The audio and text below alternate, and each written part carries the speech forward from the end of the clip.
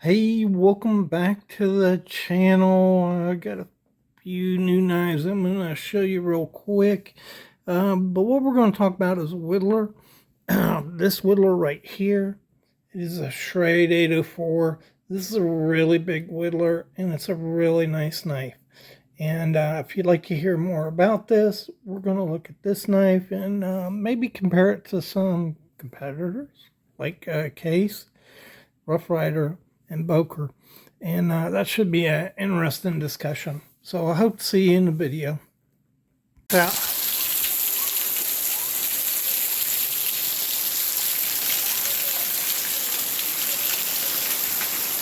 I'm gonna bust my ass coming down from here. For sure.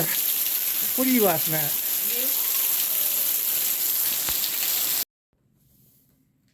All right, welcome back to the Fortified Castle. Hi to all my viewers. Hey, really appreciate y'all in that sincerest possible way.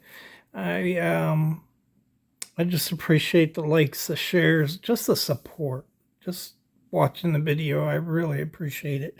If you got a minute, it'd really help out if you subscribe.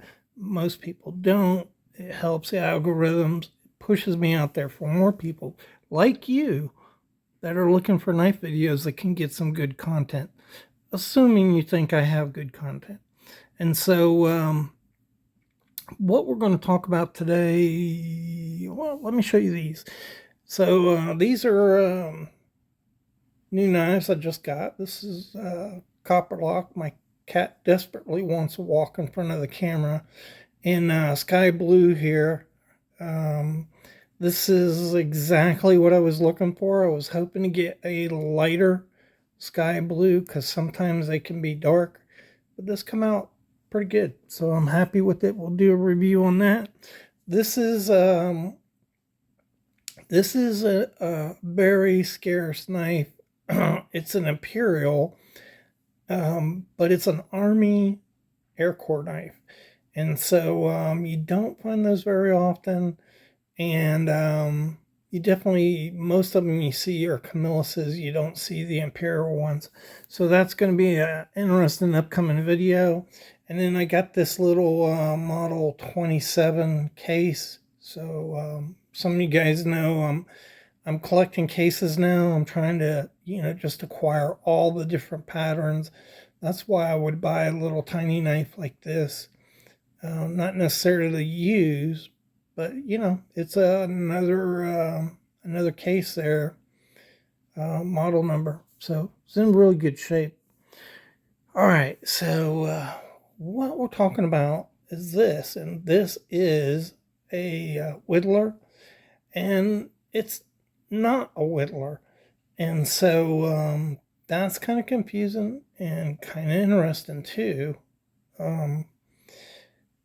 If you pick this up, you would consider it a Whittler. So it has a main blade, and then it has two opposite and equal end blades. Let me see if I can get them both out here. Whoop. Looking through the camera, stabbing myself. All right, so here you have two blades of equal size opposite the main blade. These two blades are working off their own springs, and main blade is working off of both of them. That's a Whittler. That's what we collectors consider Whittlers. This was never marketed as a Whittler. It was marketed as a mechanic's knife, and that's kind of interesting. To me, this is a Whittler. Schrade always marketed this as a mechanic's knife. It is a big bruiser of a knife. So this is a Boker Model 208. It is a slip joint knife. Really nice knife here. Slip joint. It is a Whittler. Really nice knife, but it's 3.5 inches Most whittlers were smaller than that. And this thing is just huge. It's wide and very capable. So this is a knife that you could carry out camping with you, hunting, fishing, out on the job, and you wouldn't think twice about using this knife. Very rugged, very durable. Schrade made this knife from 1952 to 1973. This doesn't have the pen construction on it, so this knife would date between 1960 and 1973. And it's 4 7/8 inches, has a nice bomb shield on it, typical Schrade, Delrin scales, brown Delrin scales on it, nickel silver bolsters, brass pins, and brass liners. And you can see it's a traditional split back design here. So before we get into this knife, I just wanted to highlight it with some other ones. This is a Case 55 pattern. It's an old pattern for Case. And actually, this pattern right here comes from a pattern called a 2355 from Case Brothers. So really, really old pattern for Case. W.R. Case and Sons just basically copied the Case Brother pattern. If you ever wondered where this knife came from, this is a 4-inch knife, so it's a little bit bigger than this one right here. So if I can get them in, you can kind of tell it's bigger, right? Kind of torse it. Just a little bit bigger, about 1/8. But when I came across this knife, I just loved it because it's a very capable knife and great for whittling. And this is a great pattern for Case. I want to show you where that pattern came from.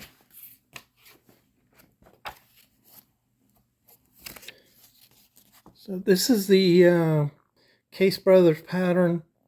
It is a 53, 55 genuine Case Brother. And it was originally 3 3/4 inches long. I think that's where the pattern came from. And Case just, used the same model number. This is Case Brothers, so it's going to date before 1914, these knives. But the reason I show you this, you don't see really big whittlers anymore. And this is really nice. It fits nice in your hand. And I just love the big whittlers. They're so capable.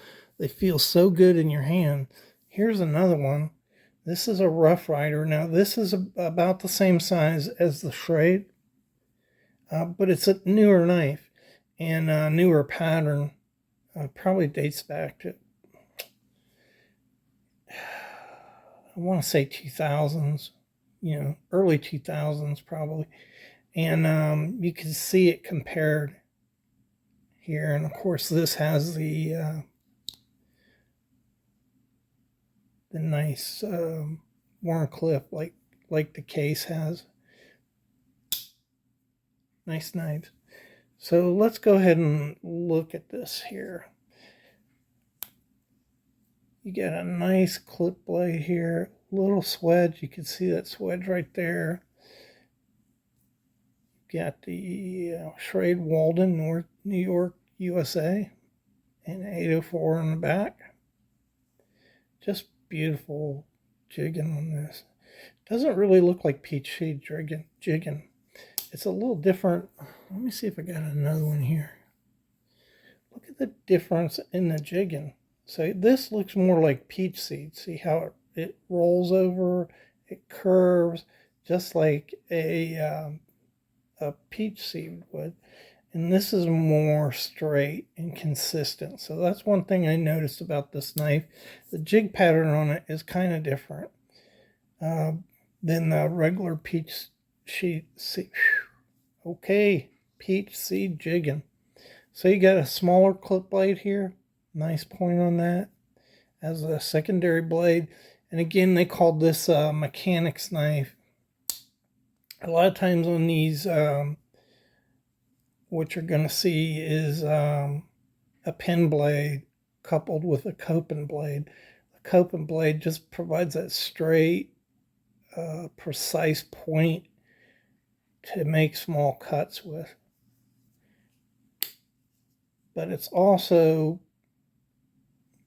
pretty common, like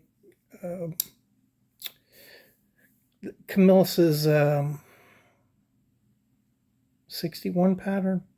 That pattern that's center swell, balloon in, three-bladed knife. They call that a carpenter knife, and it has the coping blade on it.